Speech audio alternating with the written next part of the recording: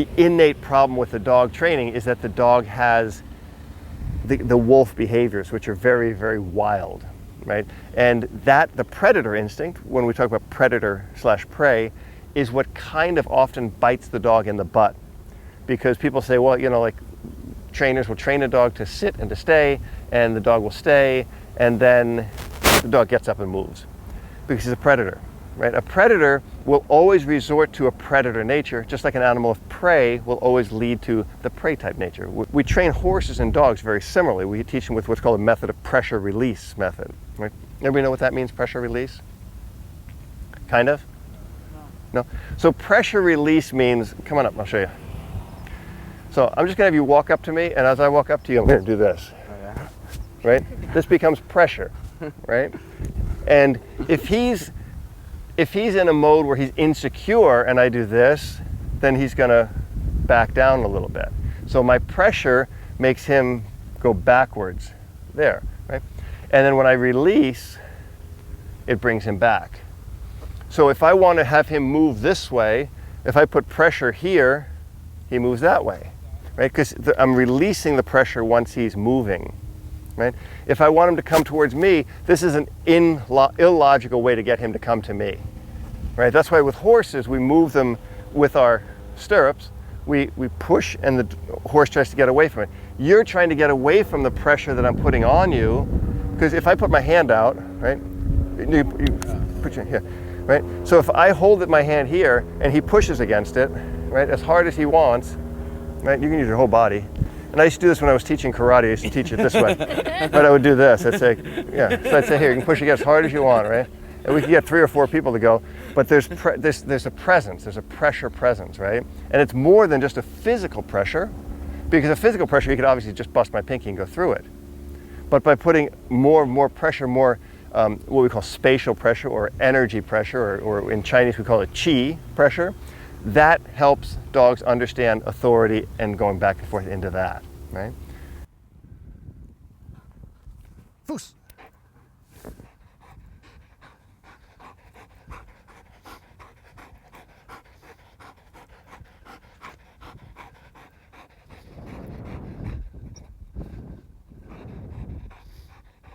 Here.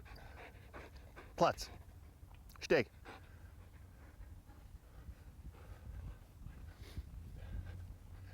Platz. Steg. Sitz. Back. Back. Back. Back. Back. Back. Platz.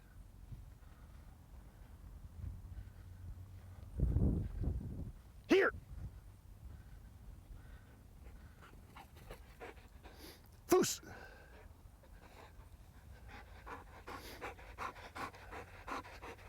Back. Back.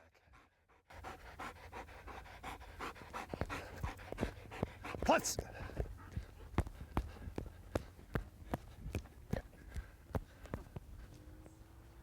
Here. Rechts.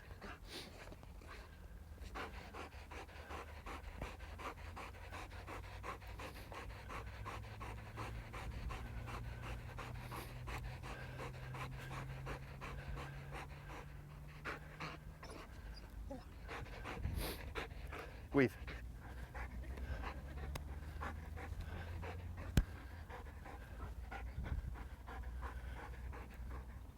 Through. Good boy. Through. Through. Good boy.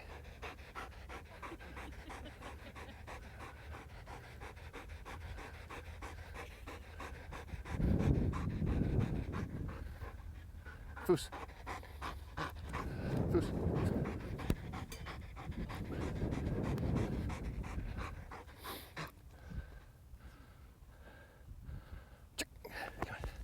Good boy. Hey. Good boy. Aus. Aus. Rear. Rear. Rear. Rear. Yep. Rear. Oh, good boy. Oh. Aus. Aus. Steg. Steg. Platz.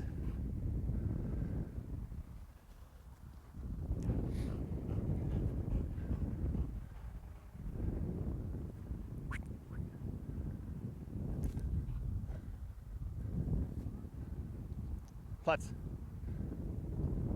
Stay. Platz. Yes.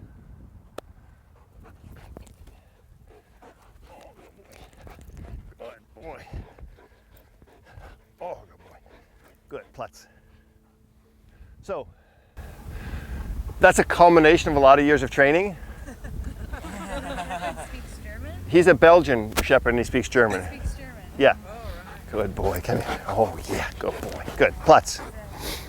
So, he's trained for many, many other things. Like he'll do protection. He'll bite the bad guy. Eric trains with me as the bad guy.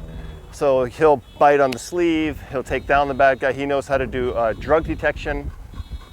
He knows how to do various kinds of scent detection as such. Platz. And you can see he's what we call a really high drive dog. So he's always, always, always on. These are the kind of dogs, Malinois, that we pick, as well as German Shepherds. And I was going to bring my German Shepherd, which is why Javier thought I brought my German Shepherd, because I have a female German Shepherd who's also trained for obedience and protection. Now, we want a dog that has crazy drive because they have to work through a lot of behaviors to get to the goal. Right? So if we have a low drive dog, that dog is less likely to want to go through the adversities that he's going to need to go through to get the reward. So if I say to him, come here, aus, aus, and he comes here and I say, here, here, good. And he knows he's going to have to put up with all this, and he gets a reward, that starts to become positive on him. So when we take a police dog, for example, you'll see Platz. You'll see that as puppies, we start teaching the dog behaviors. And one of the behaviors we'll teach the dog as a puppy is that they can win, right? So as a young puppy, you'll see Eric on the internet with a little tiny puppy like him, but 8 weeks old, and he's just being dragged around all over and the dog is winning and winning and winning. The more the dog realizes he can't lose, the more he's going to have that as a strong behavior in his mind. So later, if an 8-week-old dog is dragging around a 200-pound guy like Eric, or like me, later, when a 200-pound guy comes against him and the dog is now 70 pounds, 80 pounds, 90 pounds, he's never going to give up against that guy. So we hardwire those behaviors, but the dog has to learn how to work through the behaviors. And that's going to take a certain amount of drive. Like you see, all he wants to do is come back and work, right? He's not thinking about, oh, I'm done, I'm going to go over there and lay in the shade. Now, my female German Shepherd, she'll go over there and lay in the shade. Because when she's done, she's done. He is just ready to play, play, play, work, work, work. And all these behaviors are trained through, oh, good boy. So you see on accident, I stepped on his foot. What do? We don't make a big deal out of it and say, oh my God, is your foot okay? I go, good boy. Get right back on the bicycle and start pedaling again. You had a question? Robert, so you mentioned that you actually want a high drive dog that could be trained to get to the goal behavior. So is it harder to train a lazy dog? So that's a great question. What do you guys think? Do you think it's easier to train a lazy dog or a really high drive dog? Who says lazy dog? Who says high drive dog? Now, Okay. The thing is that it seems to me that a lot of high drive dogs are Platz. kind of thought of as not good pets. Okay. They're too much, over the top. Right. So that's the answer to the question. A high drive dog is easier to train if you know what you're training for and you understand the methodology of training. A low drive dog is just going to be naturally trained, right? So if I say stay and he's a naturally low drive dog, he's not going anywhere, right? It's like a dead dog. Dead dogs don't move. They're very well trained. But if he's a high drive dog and I say stay, and for example, if I tell him Platz and I throw this, he's going to stay there. But if he's in his crazy mode, he's not going to stay there. So this is very hard for him, Platz, to stay there. See, he wants to go, but he knows he can't go, right? Now if I tell him, okay, Platz, right? So he knows, oh shoot, I can't go all the way. Goofy, Goofy, here. No, here, right? All he wants is that toy. Yes. And when I give him the command, all he wants is that toy, right? Real simple. And when he gets back to the toy, he's happy, because that's Why his does reward. He obey you though? He wants a toy. Right, okay. And he has to want to Let's- obey you more than a toy. Okay, so that's where we go into training, and that's what I want to talk about now. So how do we take a dog that's a natural predator? And this tug toy here really exemplifies the rabbit. He wants to chase the rabbit because the rabbit's fun, it moves very funny. When he bites it, it squeals or squeaks, and he shakes it and kills it, and then he eats it. That's the natural, what we call prey drive, the predatory drive of the dog. We use that to train the dog, right? Some people use food, right? Which he'll work very well for food. So if in the beginning when I'm first training him, I'm gonna condition him with food. So Aus, right? And I'm gonna say, Goofy, here, good. And I'm gonna give him a piece of food. I'm gonna say, here, and I'm gonna give him a piece of food. I'm gonna say, go around, sit, and I'm gonna give him a piece of food. Right? I'm going to say here, I'm going to lure him with food because he wants to eat it. So if I put it down, he goes down. If I do this, come on, hey, he stands up. If I do this over his head, he sits down. Really simple. That's what we call a really compliant dog, right? He wants to do something. He wants to eat. Now he had breakfast and he'll have dinner.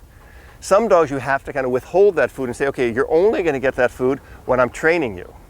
Right? But he doesn't have that issue. He's full on. He's an amazing dog because he has great drives. And I got him as an 8-week-old puppy, so I didn't know it was a crapshoot. Most people who have dogs that are protection dogs or obedience dogs, they'll get them a little bit older because they kind of know where the temperament of the dog is. Although at about 5 weeks we can see the genetics of the dog. A good breeder at 5 weeks can tell you what he's going to end up like. And his flaws are, he's a little bit nervous around like big crowds where my female isn't. Like I did the Today Show in New York a couple years ago, and my female was walking around Midtown Manhattan at 5 o'clock. No issues, people stepping on her feet. She's like, oh, whatever, it's cool. But she doesn't have his drives. But she has a much more solid temperament. So to get all of those things together, good temperament, good genes, in genetics, a solid, easy drive all the way, is extremely hard. It's like people. It's like, hey, Goofy, come here. That's not yours, Plutz. So in other words, if you were going to get Miss America, who also happens to be a huge charitable person and super intelligent, it would be harder to do that, right? But if you find somebody, okay, this person has good looks, this person has good knowledge, this person has good charity. So those are the different components. We want to try to get those obviously into one, when you select a boyfriend or girlfriend, or into one when you select your dog. But it just doesn't happen. You have to kind of develop it. Just like in a relationship, you have to develop the relationship, and the relationship you have with your dog is very similar, although quite different, than the relationship you're going to have with a partner. But it's based on trust. He trusts me 100%. So if I tell him, Aus, he leaves it, although he wants it. If I say Aus, he leaves it, although this is all he wants is that toy. Now, if the average person dropped this on the ground, he's not going to leave it because he doesn't know you. He doesn't, one, trust you, and two, he doesn't have the ability to rationalize that if he does go for this, there's a consequence, right? So I've taught him that if I say Plutz and I throw this, if he goes over there, there is a consequence to that. And this is what's really important. When you see certain trainers who don't believe in consequences, like he doesn't believe in, they will tell you that, like if he's there, Plutz, and I say Plutz, and he goes to get up and I give him a correction or no, Plutz, he's less likely to get up than if I just kind of, if I release him, yes, and I throw it, and I expect him not to do it, he has no consequence to the behavior. With him, we train him either with electric or on a pinch collar, where if I said, Plutz, leave it, and he went for it, he got a punishment. He got a correction, I should say, not a punishment, right? And the difference between punishment and correction is huge because punishment implies me being very punitive to him. So what I'm going to have you do, but I want you to pay attention exactly what I'm going to have you do. I'm going to have you hold the toy just like this, okay, right? And then I'm going to give him a bite command, okay, which is going to be puck, right, or okay, and he's going to bite it. You just play with him. Okay. Just play back and forth with him. He's not going to hurt you, right? You're not afraid, are you? No. What's your name? Bradley. Good. Bradley. Hand looks good now. Let's keep it like that. Sounds good. All right. So, Goofy. Puck. Good. So just fight him.